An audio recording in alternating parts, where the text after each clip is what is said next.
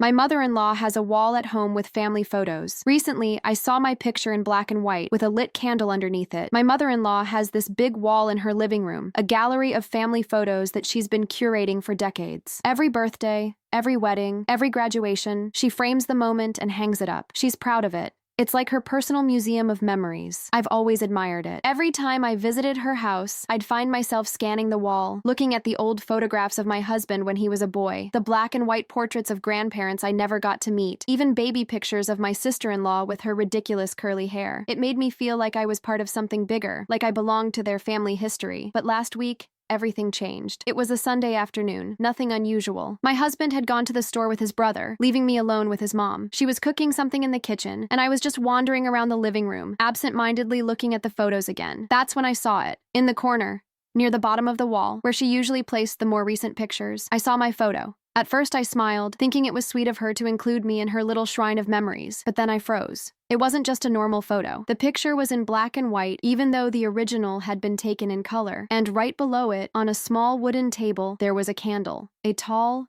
white candle. Lit. I swear to you, my blood ran cold. You know how sometimes your brain takes a moment to catch up with what your eyes are seeing? That's exactly what happened. For a second, I thought maybe she was just doing some sort of decoration thing, but then the meaning hit me. In my culture, a black and white photo with a lit candle under it is a memorial for the dead, something you set up when someone passes away, and there I was. My photo, my face, my smile, on that wall, with a candle burning beneath it. I felt dizzy. My knees actually buckled for a second. I had to grab the edge of the sofa just to steady myself. I kept staring at it, my heart pounding so hard I could hear it in my ears. My first thought was, is this a mistake? Maybe she just liked the black and white filter. Maybe the candle was for something else? But no. Deep down, I knew. This wasn't a mistake. It was deliberate. I couldn't move. I couldn't even breathe. It was like looking at my own obituary. And then I heard her voice behind me. "Oh, you found it," she said casually, as if she had been expecting this moment. I turned around, and there she was, holding a wooden spoon in her hand, still wearing her apron, looking calm, too calm. My mouth went dry. What is this?" I whispered, pointing at the picture. She didn't answer immediately. She just tilted her head and looked at the photo, as though she were admiring a piece of art. Then, slowly, she smiled.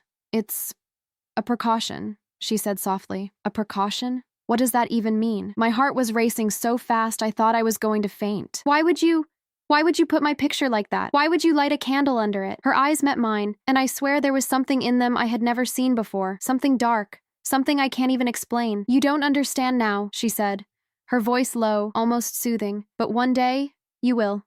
And then she just walked past me, back to the kitchen, as if nothing had happened, as if she hadn't just staged a funeral portrait of me in her living room. I stood there, shaking, staring at that candle. Part of me wanted to blow it out right then and there. Another part of me was too scared to even touch it. I don't know how long I stood frozen like that, but eventually, my husband came back with his brother. The moment I heard the door, I ran to him, pulling him aside, whispering urgently, "You need to see what your mother did." He looked at me like I was being dramatic, but when I dragged him to the photo wall and pointed, his face went pale. "Mom?" he said sharply. "What the hell is this?" She just looked at him, shrugged, and went back to stirring her soup. I'll never forget the way my husband grabbed my hand that night as we drove home. He didn't say much, but I could tell he was shaken, and I could tell he didn't know how to explain his mother's behavior either. But me? I couldn't sleep that night. Every time I closed my eyes, all I saw was my face in black and white, with that candle flickering underneath. And a terrifying thought kept echoing in my head. Was she just being strange? Or was she warning me about something? I didn't tell anyone else about the picture. Not my friends, not my coworkers, not even my sister. It felt too bizarre, too unreal to put into words. Besides, how do you even explain something like that without sounding insane? But inside, I was falling apart. For days after that visit, I couldn't get the image out of my head. The candle, the grayscale photo, the way my mother-in-law said it was a precaution. A precaution for what? My husband tried to brush it off. "She's old-fashioned," he said one night as we lay in bed. "She does weird things sometimes. You know how she is." But I knew this wasn't just old-fashioned. This was something else, something deliberate. I pressed him. "But don't you think it's strange that she picked me? Just me? There are dozens of family members on that wall. Why not your brother? Or your sister? Why me?" He stayed quiet for a moment, staring at the ceiling. Then he sighed. "Look, my mom has always been superstitious. Maybe she read something or someone told her something about you. I don't know, but I promise you, she doesn't want to hurt you." That should have comforted me. It didn't. Because deep down, I didn't believe it. The next weekend, we had to go back for a family dinner. I tried to get out of it, faking a headache, but my husband insisted, "If you don't go, It'll look suspicious. She'll think you're upset with her. Upset with her? She literally staged a memorial for me, and I was supposed to worry about hurting her feelings, but I went. Against my better judgment, I went. The whole night, I felt her eyes on me. My mother-in-law smiled and chatted with everyone else, but every time I glanced in her direction, I caught her watching me, studying me. At one point, while I was helping clear the table, she leaned close and whispered something so quietly I almost thought I imagined it. "Be careful on Tuesday." That's all she said. And then she walked away, humming to herself like nothing had happened. Tuesday? What was going to happen on Tuesday? That night, I told my husband. She said something to me. She told me to be careful on Tuesday. What does that even mean? He frowned. Are you sure? Maybe you misheard her. I wanted to scream. I'm not making this up. She looked me dead in the eye and told me to be careful on Tuesday. He rubbed his face in frustration. Okay, let's not panic. Maybe she meant something totally harmless. Maybe she was talking about the weather or your commute or maybe she knows something. I cut him off. We sat in silence after that. Neither of us said it out loud, but I could tell we were both thinking the same thing. What if she's warning you because something bad is about to happen? When Tuesday finally came, I was a wreck. I barely slept the night before, tossing and turning, convinced something terrible was waiting for me. On my drive to work, I flinched at every red light, every reckless driver changing lanes too fast. My hands gripped the steering wheel so tight my knuckles turned white. At the office, I jumped at every sudden sound. A door slamming, a printer jamming, it all made me flinch. My coworkers kept asking if I was okay, and I kept forcing a smile, pretending I was just tired. But deep down, I was waiting for something awful to happen. And then it did. Around 3 p.m., the fire alarm went off. The shrill, piercing sound made my heart drop. Everyone rushed out of the building in a panic, but my legs felt like they were filled with cement. I couldn't breathe. I couldn't move. The whole time, one thought kept repeating in my head. She knew. She knew this would happen. We all made it outside safely, thank God. It turned out to be just a small electrical fire in the break room. Nothing catastrophic. No one was hurt. But still, the coincidence rattled me. She told me to be careful on Tuesday, and something did happen on Tuesday. When I got home that evening, my husband was already waiting for me. The moment I told him about the fire alarm, his face drained of color. This is getting weird, he admitted. Maybe I should talk to her, ask her what's going on. But something inside me stopped him. No, I said quickly. Don't. Not yet. I need to find out on my own. Because the truth was, I didn't trust his mother anymore. I didn't trust her smile, her calm tone, her cryptic words, and I sure as hell didn't trust that candle burning under my black and white photo. That night, I made a decision. If my mother-in-law knew something, if she had some twisted reason for setting up that picture, I was going to find out, even if it meant uncovering something I didn't want to know. What I didn't realize at the time was that the deeper I dug, the more terrifying everything would become. After that Tuesday, I couldn't shake the feeling that I was living in some kind of twisted game I didn't understand. The black and white photo, the candle, the warning about Tuesday, it all connected somehow. I just didn't know how. So I started paying closer attention. Every time we visited my mother-in-law, I watched her carefully. The way she moved around the kitchen, the way she interacted with the rest of the family, even the way she smiled. On the surface, she looked like the same sweet, slightly strict matriarch she'd always been. But once you've seen someone put up a memorial photo of you while you're still alive, you can't unsee it. You start noticing things, like how she always lit candles in threes, except the one under my picture. It stood alone. Like how she asked me strangely specific questions like, do you ever take the train? Or, which days do you leave work late? Like how she always had her phone turned upside down whenever I was around, as if she didn't want me to see what was on the screen. At first, I thought maybe I was overanalyzing. Maybe paranoia was making me see things that weren't there. But then, one night, something happened that made me realize I wasn't imagining any of it. It was almost midnight. My husband had fallen asleep in the living room watching TV, and I was in the kitchen making tea. That's when I noticed the light on his phone blinking with a notification. Normally, I wouldn't snoop. I trusted him. But something about the timing, the eerie silence of the house, made me glance. It was a text from his mother. The preview on the screen said, "Don't tell her anything, not yet." My stomach dropped. Not yet? Not tell me what? I grabbed the phone and opened the thread. My hands were shaking so badly I almost dropped it. There weren't many messages, but the ones I did see made my skin crawl. Mill. She needs to be careful this week. Husband. You're scaring her. Stop. Mill. I'm not trying to scare her. I'm trying to prepare her. Husband. Prepare her for what? Mill. You'll see. I couldn't breathe. It was like the walls of the kitchen were closing in on me. My husband knew. He knew she was up to something, and he hadn't told me. I marched into the living room and shook him awake. Why didn't you tell me? I hissed, shoving the phone in his face. He blinked, groggy. What? What are you talking about? Don't play dumb. I saw the texts. She said not to tell me anything. What is going on? For a moment, he looked like a cornered animal. Then he rubbed his face and muttered, I didn't want you to panic. Too late for that, I snapped. Tell me the truth, right now. He hesitated. He actually hesitated. And then he said something that made my blood run cold. My mom. She went to see someone, a fortune teller. I stared at him. A fortune teller? Are you serious? He nodded, avoiding my eyes. She's always been into that stuff. Superstitions, charms, omens. You know how she is. But this time, it was different. The fortune teller told her that someone close to her family, someone new, wouldn't be around for long. It felt like the floor disappeared beneath me. She thinks it's me, I whispered.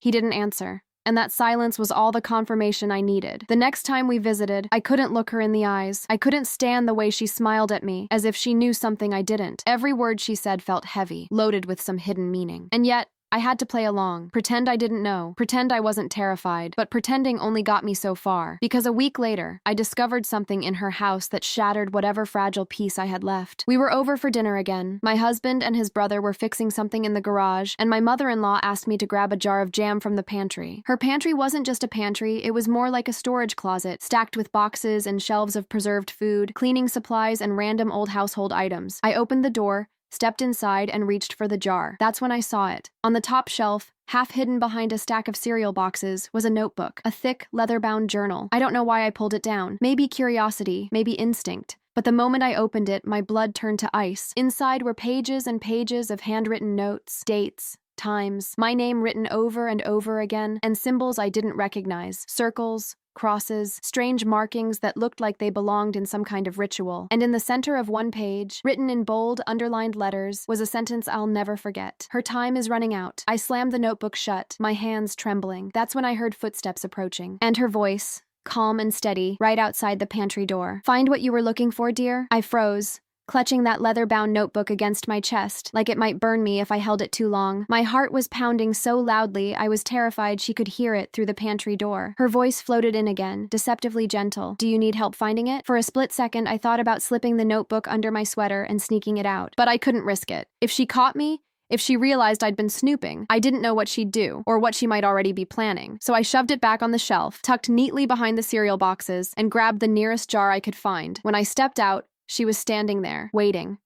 Her eyes flicked to my hands, then back to my face. A slow smile spread across her lips. "Good girl. That's the one I wanted. I swear."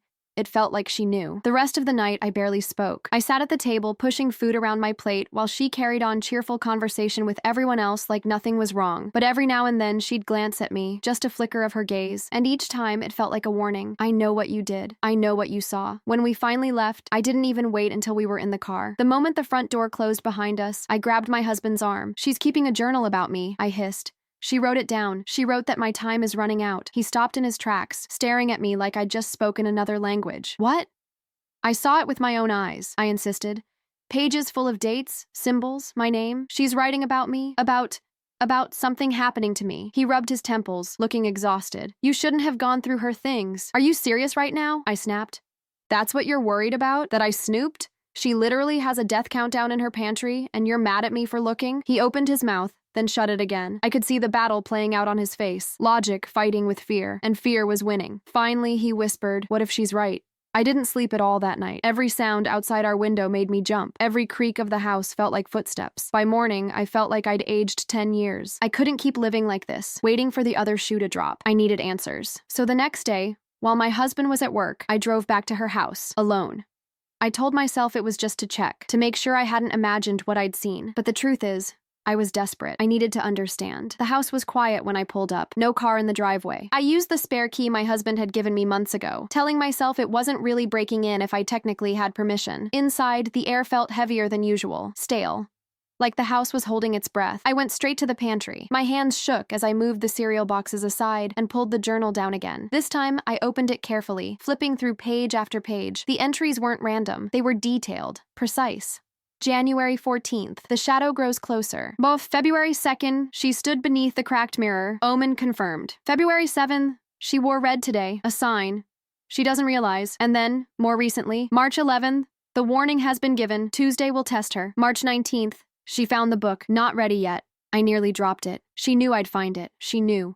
And then I saw something that made my stomach turn. Tucked between the pages was a photograph. Not just any photograph. It was me. Sleeping.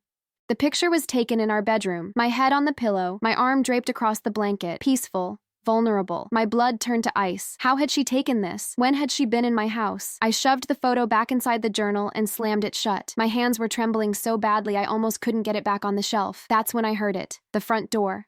Opening, closing. Footsteps. Sweetheart? Her voice called out, calm and steady. What are you doing here? I went cold. My body locked up, frozen in the pantry with no escape. She was back. And she knew I was here. My breath caught in my throat. I could hear her footsteps moving slowly across the hardwood floor, deliberate and unhurried, like she already knew exactly where I was. The pantry felt like it was shrinking around me, the air thick and suffocating. My pulse was pounding so loudly I was sure she could hear it from the other room. Sweetheart, she called again, her tone syrupy sweet. I asked you a question. What are you doing here? I clutched the edge of the shelf to steady myself. My mind was racing. Should I pretend I came for something innocent? Should I sneak out the back door? Or should I confront her right then and there? Before I could decide, her shadow appeared in the doorway. And then she was there, standing in the kitchen, apron still tied around her waist, holding a grocery bag in one hand. She looked perfectly normal, ordinary, except for her eyes. Her eyes locked onto mine like a hawk spotting its prey. I forced a shaky smile. I just came by to borrow some flour, I lied, my voice trembling. She tilted her head, studying me in silence for a long, terrifying moment. Then slowly, she set the grocery bag down on the counter. You were in the pantry a long time for flour, she said softly. I swallowed hard. I couldn't find it. Her smile widened. That's because you weren't looking for flour. The way she said it, calm, certain, almost amused, made my stomach twist into knots. I backed up a step, gripping the doorknob behind me. I think I should go. But before I could move, she spoke again. You saw it, didn't you? Her voice was low, almost a whisper. The book. My blood ran cold. I didn't answer. I couldn't. Her smile faded. She took a slow step toward me, her gaze never leaving my face. You shouldn't have touched it. It wasn't meant for you yet. Something inside me snapped. Maybe it was fear, maybe it was anger, but I couldn't stay silent anymore. What the hell is wrong with you? I burst out, my voice shaking but louder than I meant it to be. Why do you have my picture in black and white? Why are you writing about me in that journal? Why do you have photos of me sleeping? For the first time, her calm facade cracked. Her eyes flashed with something. Fear? Frustration? I couldn't tell. You don't understand, she said firmly. I'm trying to protect you. I let out a bitter laugh. Protect me? By staging a funeral photo? By sneaking into my bedroom while I'm asleep? Do you even hear yourself? She shook her head, her voice urgent now. It's not what you think. Everything I've done to keep you alive. Alive. The word hung heavy in the air. Before I could respond, I heard another voice behind me. My God! What's going on? I spun around. It was my husband, standing in the doorway, his face pale with shock. He must have followed me here. Did you know about this? I demanded, my voice breaking. Did you know she's been writing about me, watching me, taking pictures of me? His eyes darted between us, guilt written all over his face. She told me it was just superstitions, he admitted quietly. She said it wasn't dangerous. I stared at him in disbelief. Not dangerous? She has a shrine of me in her living room. My mother-in-law stepped forward quickly, placing a hand on his arm. Don't let her twist this. You know why I'm doing it. Do I? He asked, his voice trembling. For a moment, the three of us just stood there in silence, the tension so thick it felt like the air itself was about to split open. Finally, I whispered the only question that mattered. Then tell me why you're doing this. Tell me what's in that book. Tell me the truth. Her eyes locked onto mine, and this time, I swear there was no malice in them, just something deeper, something terrifying in a different way. She took a deep breath. Because, she said softly, I know when you're going to die. The room spun. My husband grabbed my arm, but I barely felt it. My ears were ringing, my chest tight, as if the world had just tilted off its axis. You're insane, I whispered, completely insane. But the way she looked at me, calm, certain, almost sorrowful, made a tiny, treacherous part of me wonder, what if she wasn't wrong? The words hung in the air like a curse. I know when you're going to die. I wanted to laugh, scream, run, all at once. But instead, I just stood there, frozen. My husband's grip on my arm tightened, as if he was afraid I'd collapse. Mom, stop, he said, his voice breaking. This is too much. But she didn't even look at him. Her eyes stayed locked on mine, calm, steady, unshakable. You think I'm crazy? She said softly. I understand. Most people would. But everything I've done, every warning, every candle, every note, it's because I've seen it. I've seen what's coming. My throat felt dry, but somehow I managed to whisper, how? Her expression shifted, almost proud. Dreams. Premonitions. They started when I was young. At first I ignored them, thought they were nightmares. But when my father died, just the way I dreamed it, I realized they were warnings. And then it happened again and again. Every time, the dreams told me the truth. She paused, her eyes darkening. And now, they've shown me you. A chill ran down my spine so sharp it hurt. My husband shook his head. Mom, you can't do this. You can't just decide her life is over because of some dreams. She finally looked at him, her face tense. It's not a decision, it's fate. And pretending it isn't real won't change it. I staggered back, my hand pressing against the wall for support. Then what was the point of all this? I demanded. The candle? The journal? The warnings? If it's fate, why bother at all? Her eyes softened, and for a terrifying moment, I thought she might cry. Because sometimes, fate can be delayed. Not stopped, but delayed. I've seen it before. If I light the candle, if I mark the omens, if I prepare you, maybe you'll last longer. Maybe I can keep you safe. Safe. The word echoed in my head, but it felt twisted. Wrong. How could watching me, photographing me, writing about me in that book possibly make me safe? You expect me to believe that stalking me in my sleep is your way of protecting me? I snapped. Her lips pressed into a thin line. You'll understand when it happens. Something inside me snapped. No, I said firmly, my voice shaking but stronger than before. I don't care what you dreamed or what you think you saw. You don't get to decide my life. You don't get to hang my picture like I'm already dead. And you sure as hell don't get to break into my house and take pictures of me while I'm sleeping. The room went still. My husband's face was pale, caught between anger at his mother and fear for me. She, on the other hand, didn't flinch. She just watched me, her expression unreadable. Finally, she spoke, her voice lower than before. The day is closer than you think. I can feel it. That night, back at home, I locked every door, every window, every possible way someone could slip inside. But it didn't matter. I couldn't shake the feeling that her words had followed me, that they were lingering in the air around me, whispering in the dark. My husband tried to reassure me. She's just obsessive. You know how she gets. It's not real. But the thing is, he didn't sound convinced, and deep down, I wasn't convinced either. Because part of me kept replaying the fire alarm on Tuesday, the accident that lined up perfectly with her warning. What if she really did know something? I decided to test it. The next time I saw her, I asked casually, "So, have you had any more dreams lately?" Her eyes flicked up to mine, sharp and knowing. "Yes," she said without hesitation. I forced a laugh. "And what did they say this time?" Her answer chilled me to the bone. "They said you shouldn't go near water. Not this month. If you do, you won't come back." That night, I lay awake in bed, staring at the ceiling, the words circling in my mind like vultures. Not near water, not this month. You won't come back. I wanted to dismiss it as paranoia, but a small, traitorous part of me whispered, what if she's right again? For the next few days, her words echoed in my head every time I even touched a faucet. Don't go near water, not this month. If you do, you won't come back. I tried to laugh it off at first. Water? That was ridiculous. I wasn't about to suddenly drown in my bathtub or choke on a glass of orange juice. But then little things started happening. On Wednesday, the pipes under our kitchen sink burst out of nowhere, spraying water all over the floor. I slipped and nearly cracked my head against the counter before my husband managed to yank me out. On Friday, I was carrying a mug of tea to my desk when it slipped from my hands and shattered, scalding liquid splashing across my skin. And then on Sunday, while I was out shopping, I walked past a grocery aisle just as a stack of water bottles toppled off a shelf, crashing to the ground at my feet. Coincidences. That's what I told myself. Just coincidences. But late at night, when the house was quiet and my husband had drifted off to sleep, I kept thinking about the way she looked at me when she gave the warning. Calm. Certain, as if she'd already seen me sink beneath the surface. The breaking point came the following week. It was supposed to be a simple dinner with friends. They had just moved into a new apartment complex, and they invited us over to celebrate. I was looking forward to it, anything to distract me from the constant dread that seemed to follow me everywhere. Everything was fine until I stepped out onto their balcony. From there, I could see the apartment's swimming pool, glowing blue under the night lights. It was nothing special, just a pool, like any other. But the moment I saw it, I froze. My chest tightened, and my breath came shallow. I couldn't stop staring. It was like the water itself was calling to me, whispering, waiting. "Hey, you okay?" my friend asked, touching my arm. I forced a smile. "Yeah, just a little dizzy." But the truth was, my whole body was screaming at me to stay away. I made an excuse to leave early, dragging my husband with me. And the moment we got home, I locked myself in the bathroom and stared at my reflection in the mirror. I looked pale, haunted, like someone who already believed their days were numbered. And maybe I did. The next morning, I confronted my husband. "This can't go on," I told him, my voice trembling. "She's controlling me. I can't even drink a glass of water without panicking. I feel like I'm living in a curse." He sighed heavily, rubbing his face. I know. But what do you want me to do? She's my mom. I can't just cut her off." "Then I will," I snapped. "I'm done with her. I don't care what she dreamed or what she thinks she saw. I'm not going near her again." He looked torn, but he didn't argue. Maybe he was just as scared as I was. For a week, I stayed away. No visits. No calls. I even blocked her number. And for a while, it almost felt normal again. I laughed at work. I cooked dinner without fear. I even took a long hot shower without thinking about her warning. But then, on Thursday, there was a knock at the door. When I opened it, no one was there. Just a small package on the mat. Inside was a single object, a seashell.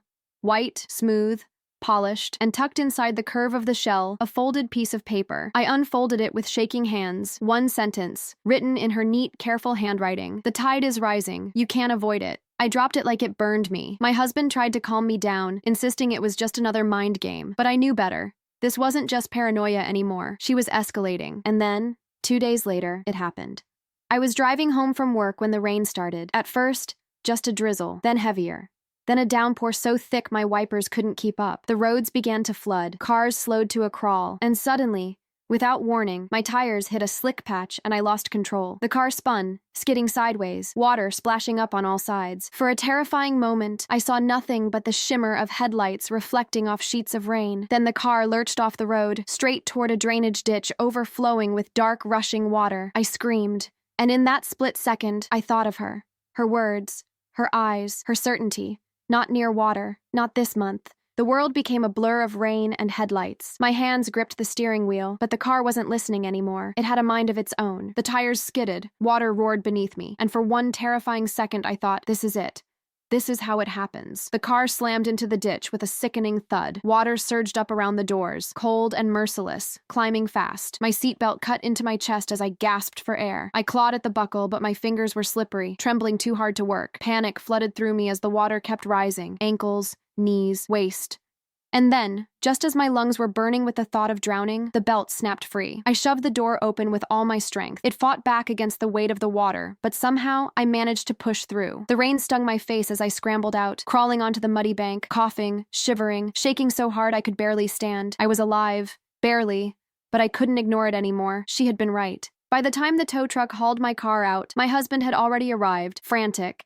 He wrapped his jacket around me, holding me close, but all I could hear was her voice in my head. Not near water, not this month. If you do, you won't come back. I should have been grateful. I should have been relieved to be alive, but instead I was terrified, because if she had been right about this, what else was she right about? That night, I sat on the edge of our bed, still in damp clothes, staring at the floor. My husband paced the room, running a hand through his hair. "This is insane," he muttered. "She's got you so scared you're making her dreams come true. That's all this is. Self-fulfilling prophecy." I shook my head slowly. "No. You didn't see it. The way the water rose, the way it trapped me. She warned me about this. She knew." He crouched in front of me, taking my hands. "Listen to yourself. You're giving her power she doesn't deserve. The more you believe her, the more control she has." His words made sense, logical sense. But logic didn't stop the memory of water filling my car. Logic didn't stop the way my chest tightened every time I thought of her. 2 days later, I got a call. It was her. I almost didn't answer, but some part of me, fear, anger, desperation, made me press accept. Her voice was calm, steady, like always. "You should thank me," she said. I felt my stomach turn. "Thank you? For what?" "For warning you," she replied. "You survived because I prepared you. If you hadn't known to be careful, you would have drowned." My hand clenched around the phone. "You don't get to take credit for that. You don't get to act like you saved me." She was silent for a moment, and then, almost tenderly, she said, "You think you escaped, but this isn't over." That was only the beginning, and she hung up.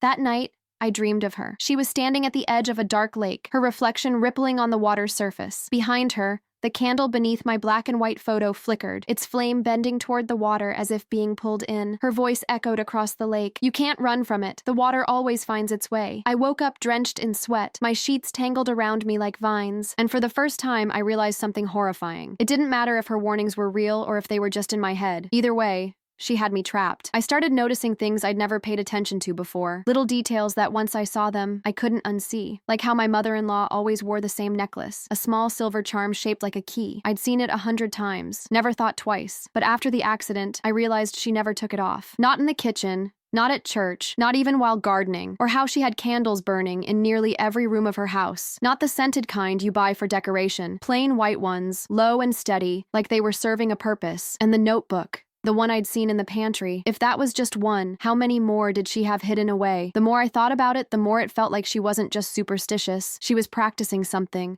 I didn't understand, something dangerous. One night, I couldn't take it anymore. While my husband slept, I sat at the kitchen table with my laptop, searching. Dream premonitions, family curses, death omens. Most of what I found was nonsense. Blogs, forums, creepy stories meant to scare people. But one thread stopped me cold. It was on an obscure discussion board, a post titled, "When they start keeping records, it means the timeline is close." The writer described someone eerily similar to my mother-in-law, a woman who claimed to dream of deaths before they happened, a woman who kept journals filled with dates, names, symbols, and according to the post, these people didn't just see death, they attracted it. The more they wrote, the closer it came. I shut the laptop, my hands trembling. I told myself it was just internet nonsense, but deep down, a seed of doubt was already planted. Was my mother-in-law predicting my death or pulling me toward it? The next weekend, my husband insisted we visit again. We can't just avoid her forever, he said. It'll make things worse. Every part of me screamed not to go, but I went, because refusing would only prove to her how much control she had over me. When we arrived, the house felt different. The air was thicker, heavier, and the candle under my photo was still burning. I couldn't take my eyes off it. "Why haven't you blown it out?" I asked, my voice sharper than I intended. She looked at me calmly. "Because it's not finished yet." My husband frowned. "Mom, please, enough of this.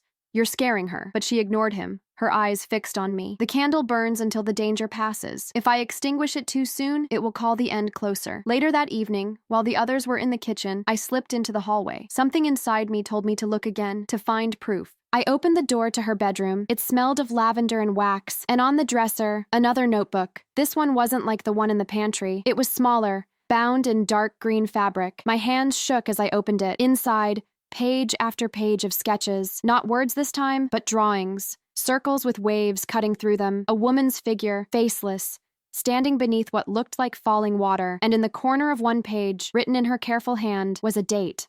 April 17th. My stomach dropped. That was less than 2 weeks away. Suddenly, a voice cut through the silence. "You weren't supposed to see that." I spun around. She was standing in the doorway, her face shadowed, her eyes unreadable. For the first time, she didn't look calm. She looked angry. "You don't understand," she said sharply. "You think you're fighting me, but you're fighting what's already written. And the more you fight, the faster it comes." Her gaze bore into mine. Cold. Certain. April 17th. "That's the day. No matter what you do." I stumbled back, clutching the notebook to my chest. "You're insane," I whispered. Completely insane. But as I ran out of that room, one thought echoed louder than my own heartbeat. What if she wasn't lying? After that night, April 17th became a ticking clock in my head. Every morning I woke up and counted the days left. 14, 13, 12. The number followed me everywhere. On receipts, on digital clocks, on calendars at work. It didn't matter how much I tried to ignore it. I felt like I was walking towards something I couldn't avoid, and my mother-in-law's words haunted me. April 17th, that's the day. No matter what you do. I tried to tell myself it was nonsense, just the ramblings of a woman who'd lost touch with reality. But then I remembered the fire alarm on Tuesday, the accident with the water, the notebook sketches. Coincidences don't line up that neatly. The more I obsessed over it, the more my husband grew frustrated. "You're letting her win," he said one night, pacing the bedroom. "She wants you scared. That's the power she feeds on. If you stop listening to her, it stops controlling you." But he didn't understand. I wasn't just scared, I was convinced. Because every time I closed my eyes, I saw water. Waves crashing, rivers overflowing, dark lakes swallowing me whole. And always, the flicker of that candle, burning steady beneath my picture. A week before the 17th, I decided to do something desperate. I went back to her house, alone. Not to confront her, not to argue, but to see if there was more. More notebooks, more drawings, more proof that this wasn't just in my head. The house was quiet when I entered, too quiet. My footsteps echoed against the wooden floors as I searched room by room. And then, in the basement, I found it. A locked trunk. It was tucked in the corner beneath a dusty quilt, as if it had been forgotten. But I knew immediately it hadn't been. The lock wasn't strong, just a small brass clasp. With shaking hands, I pried it open. Inside were stacks of notebooks. Not one, not two, dozens. Some old and worn, the pages yellowed. Others newer, with crisp paper and fresh ink. I flipped through them, and my breath caught in my throat. Every single one was filled with names. Names I recognized. Her father, her sister, a neighbor I'd heard her mention once, even her late husband, and next to each name, dates, times, and symbols. Always the same strange circles, waves, and marks. And in every case, the dates matched the deaths. She had predicted them all. I stumbled back, nearly dropping the book in my hands. My stomach turned to ice. She wasn't just obsessed. She wasn't just superstitious. She had a record, a history. And now, my name was in the newest book. Suddenly, I heard the creak of footsteps above me. She was home. Panic surged through me. I stuffed the notebook back in the trunk and slammed it shut, shoving the quilt over it just as her voice floated down the stairs. "Sweetheart? What are you doing down there?" I froze. My heart hammered so loudly it drowned out everything else. I forced my voice steady. "Just looking for extra chairs." A pause. Then her calm reply, "There are no chairs down there." I didn't wait for her to come closer. I bolted up the stairs, brushing past her before she could stop me. Her eyes followed me the whole way, calm and steady, like she already knew what I'd found. When I reached the front door, she called out after me, "You can run all you want, but April 17 is coming." Back home, I locked myself in the bedroom and told my husband everything. The trunk, the notebooks, the names, The dates? His face went pale. This is impossible, he whispered. But he didn't sound convinced. He sounded scared. And so was I. Because if she had been right about everyone else, what if she was right about me too? April 17th was less than a week away, and I was running out of time. From that moment on, April 17th wasn't just a date. It was a shadow hanging over me, a ticking clock I couldn't silence. 6 days. 5. 4. Each sunrise felt heavier than the last. I tried to pretend life was normal, but paranoia seeped into everything. When I crossed the street, I flinched at every passing car. When I cooked, I checked the stove burners 3 times before walking away. When I showered, I kept the water lukewarm and fast, terrified of slipping. I was alive, but I wasn't living. I was waiting. My husband did his best to reassure me, though I could see the fear in his own eyes. She doesn't control the universe, he told me one night, holding me close. She doesn't decide when you live or die. You do. I wanted to believe him. God, I wanted to. But when I closed my eyes, I kept seeing the notebooks, the names, the dates that all lined up, and always, my name written in her careful handwriting. On April 14th, 3 days before the date, I got another package on our doorstep. This time, it wasn't a seashell. It was a small, white candle, unlit, and a note. Don't fight it. If you do, it will hurt worse. I dropped it on the floor like it was poisoned. My hands wouldn't stop shaking. My husband burned the note in the sink, but it didn't help. The words were already burned into me. On April 15th, I woke from a nightmare so vivid I could still feel the water in my lungs. I saw myself thrashing in a river, the current dragging me under, her voice echoing, "The water always finds its way." I jolted awake, gasping, clawing at the sheets, certain for a moment that I was drowning for real. My husband held me, whispering that it was just a dream, but I knew better. It wasn't just a dream, it was a warning. By April 16th, I couldn't sit still. I wandered the house like a ghost, jumping at every creak and shadow. I refused to leave, refused to answer the phone, refused to do anything that might expose me to risk. If I just stay here, I whispered to myself, nothing can happen. I'll be safe. But then, as if mocking me, the power went out. The house plunged into darkness, and when I lit a candle to see, my breath caught in my throat, because the flame bent, not straight upward but sideways, toward me. Just like in the dream. That night, I barely slept. Every tick of the clock was another nail in the coffin of my sanity. And then, finally, the sun rose. April 17th. I sat at the kitchen table all morning, staring at the clock. My husband refused to go to work, sitting beside me, his hand clasping mine. We didn't speak much. What was there to say? Every minute felt like stolen time. By noon, I was trembling so badly I could barely hold my glass of water. By 3 p.m., I was convinced every sound outside was the beginning of the end. By 6 p.m., I was numb. And then, as the clock struck 7:13, there was a knock at the door. Slow, steady. I already knew who it was. When I opened the door, she was standing there, my mother-in-law, her eyes calm, her hands folded neatly in front of her, and behind her, a candle, lit, flickering in the evening breeze. She smiled softly. It's time. I stood frozen in the doorway, my breath shallow, my entire body trembling. Behind her, the candle flame wavered, almost bowing toward me like it was alive. It's time, she repeated, her voice calm, steady, almost gentle. My husband appeared at my side in an instant. "Mom, what the hell are you doing?" His voice cracked, caught between anger and fear. She didn't look at him. Her eyes were locked on me, unblinking. "Sweetheart," she said softly, "you need to come with me, right now." Every part of me screamed to slam the door, to run, to hide. But something in her tone, urgent, certain, rooted me in place. "Why?"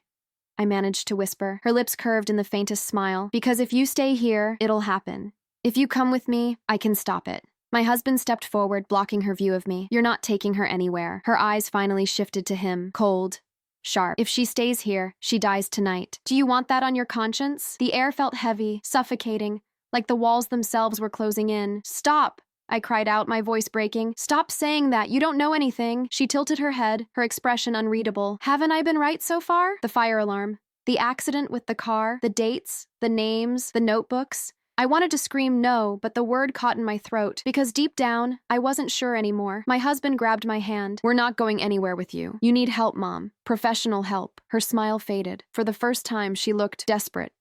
"You don't understand," she said, her voice rising. "I've done everything to delay it. I've kept the candle burning. I've given the warnings. I've carried this burden alone. But the moment the sun sets tonight, the choice won't be mine anymore. It'll be hers." Her eyes snapped back to me. And in that moment, I felt it. Like the ground beneath me shifted, like something unseen had just settled on my shoulders. A weight.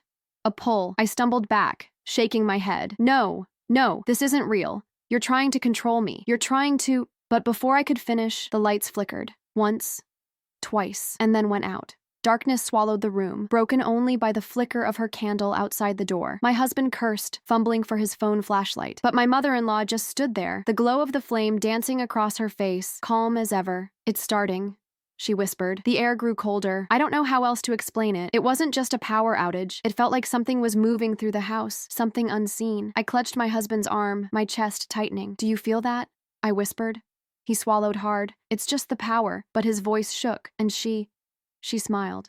"You feel it too," she said softly. "That's why you can't deny me anymore. I'm the only one who can hold it back." I wanted to slam the door in her face. I wanted to scream, but before I could, she lifted the candle higher. "Come with me," she urged, her voice low, hypnotic. "Let me guide you through tonight. If you stay here, the house will take you. If you leave with me, I can delay it again." My husband shook his head violently. "She's manipulating you. Don't listen." But my body wouldn't move, because in the pit of my stomach, a terrifying thought had taken root. What if she's right? The three of us stood there in silence, the flicker of the candle the only light between us. Then, slowly, I heard it. A sound. Faint. Low.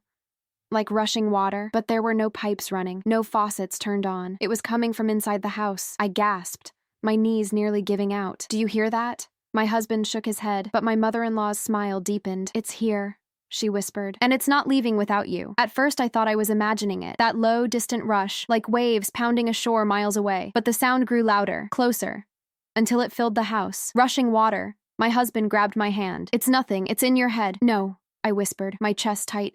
"It's real. I can hear it." And then, my worst fear was confirmed. From the hallway, dark streaks of water began snaking down the walls. Not leaks, not drips, flooding. The floorboards groaned as water pooled, spreading across the tiles, inch by inch toward us. I stumbled back, heart pounding. "Oh my God, it's happening." My mother-in-law's voice cut through the chaos, calm but urgent. "Come with me now. I can hold it back, but only if you trust me." Her candle flickered in the doorway, its light steady despite the growing darkness and water pooling at our feet. My husband swore under his breath, pulling me closer. "No, this is impossible. It's a trick. She's making you believe." But even as he spoke, the water rose higher, cold against my ankles, then my calves. And then I saw it, a reflection in the water. Not mine, not his, hers.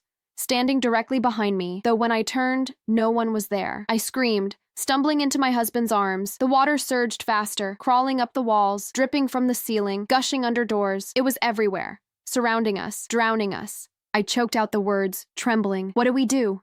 My mother-in-law lifted the candle higher, her eyes glowing in the light. "Choose," she said softly. "Stay, and let it take you, or come with me, and I'll delay it, but only for a while." My husband shouted, "Don't listen! It's all in your head. She's feeding you this fear." But how could I not listen when the water was real, when I could feel its icy grip climbing higher, pulling at me? I sobbed, torn in two. "I don't want to die." "You won't," she promised, her voice steady, certain. "Not if you trust me." Her candlelight wavered in the dark, the only steady thing in the chaos around me. Then, suddenly, the water stopped rising. It froze, mid-rush, like a paused river, and the house went silent. My husband and I exchanged a look, both gasping, dripping, clutching each other. And then my mother-in-law whispered, "It's waiting, but not for me, for you."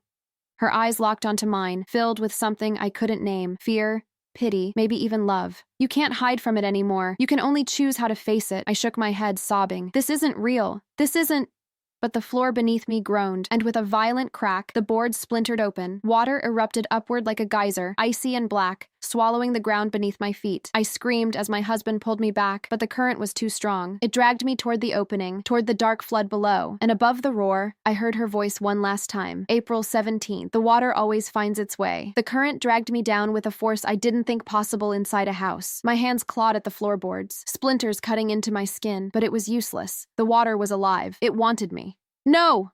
my husband screamed, his grip locked on my wrist, pulling with everything he had. But the current was stronger. It yanked me toward the opening, toward the endless black beneath the floor. I couldn't breathe. My chest burned as icy water filled my mouth, my nose, my lungs. And then, through the chaos, I saw her, my mother-in-law, still standing in the doorway, calm as ever, the candle in her hand glowing steady against the storm. Her lips moved, whispering something I couldn't hear. And suddenly, the pull lessened. The water paused.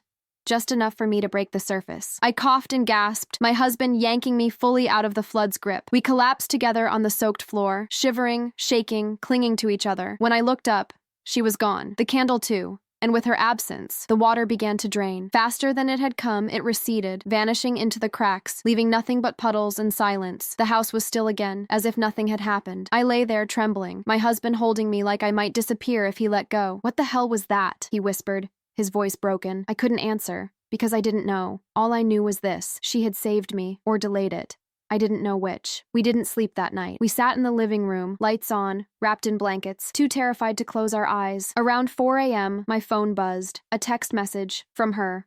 One sentence: "You made it through, but it's not over." My blood went cold. When the sun finally rose, my husband drove us straight to her house. We didn't even knock. We burst inside, desperate for answers. But the house was empty. No sign of her. The notebooks were gone. The candles.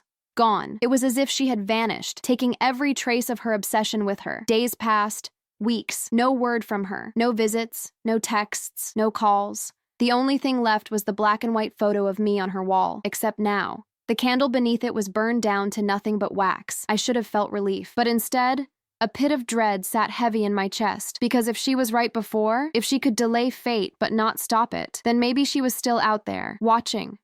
Waiting for the day when fate finally caught up with me. Weeks turned into months. At first, every day felt like a stolen gift. I woke up expecting to see water rushing through the walls again, to feel that icy grip pulling me under. But it never came. Life began to creep back into normal. Work, dinners, laughter.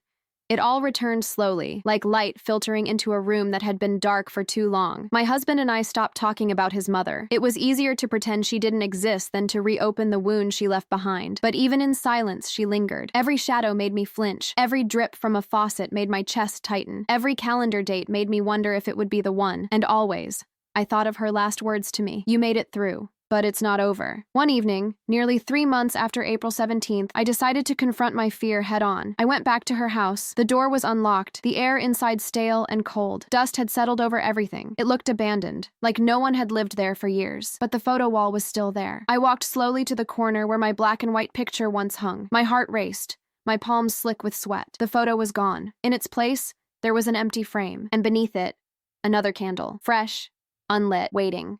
I don't know how long I stood there staring at that empty frame. It felt like a message, a warning, or maybe a promise.